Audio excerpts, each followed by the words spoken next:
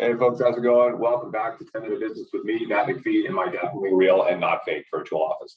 In this video, we're going to talk about the business model canvas. I think it's one of the most important tools for anyone thinking about starting a business, growing a business, communicating about your business to others, or even just helping you think about all of the different parts about your business model.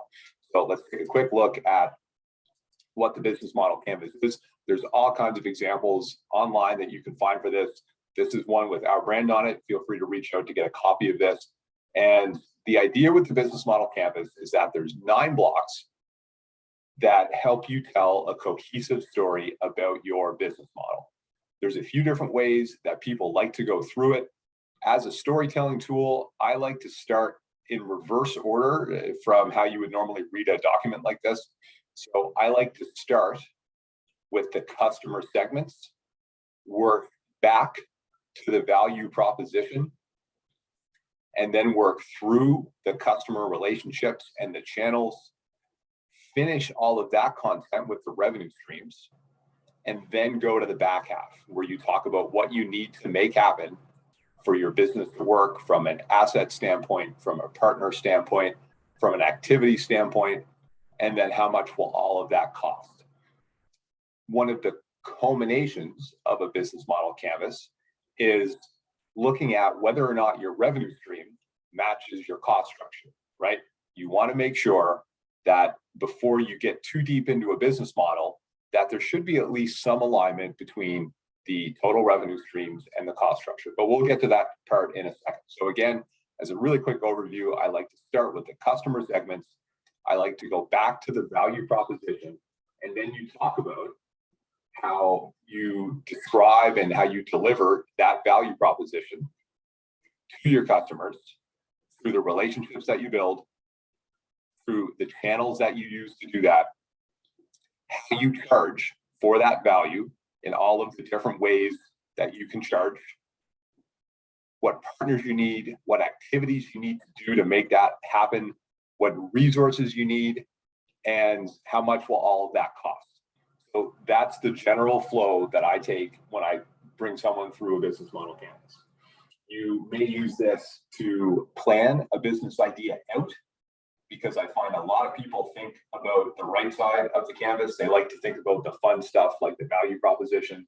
They like to think about, here's the customers I'm going to do. Maybe they like to think about the marketing campaigns they're going to run to make it happen. They often forget about the content on the left, what actually is going to go into the business to make that work. Very important. Some people use this either as a precursor to or a replacement for an actual business plan. I'll have another video about business planning and when it's useful and when I think maybe it's not the right use of your time. But I think in any business planning circumstance, you should start with a business model canvas, because it's basically a cheat sheet for most of the content that will end up in a business plan. So regardless if you think a business plan is right for you, I still think you should start with a business model canvas to help get your thinking straight before you go through the exhaustive effort of writing a full business plan, which can take forever, and I'll talk about that in a different video. There's one key exclusion here in most business model canvases that you'll see that I think is really important, is that this is missing the competition for your business. If you were to go through a business model canvas, if everything worked out, you could clearly articulate your customer segment. You could clearly talk about your value proposition, the channels that you're going to use, the relationships that you'll build, and the quality levels that you're going to sell. You can talk about the revenue streams, all this sort of stuff. You might think that you have a business model that really, really works. Just think about a standard product like toothpaste or something. You could build a really convincing business model canvas for a toothpaste business. But once you place it in the context of the competitive environment you're operating in, all of a sudden that changes, because there's probably 10 other entrants out there that are doing things exactly the same way. So this isn't the only tool that you need to use, but I think it's one of the great starting tools. I think it's something you should revisit often. It's not a static document.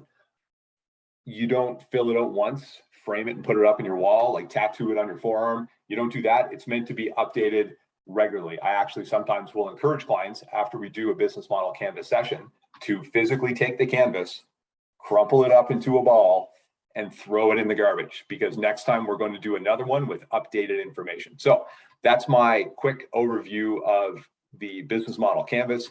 In the next series of videos, I'm going to go through each one of the segments or each one of the blocks and talk about what I think should go into that. Some of the thinking process you might want to go through when you're considering how to actually build this out and translate it into a business. So stick around for that. Thanks very much. See you soon.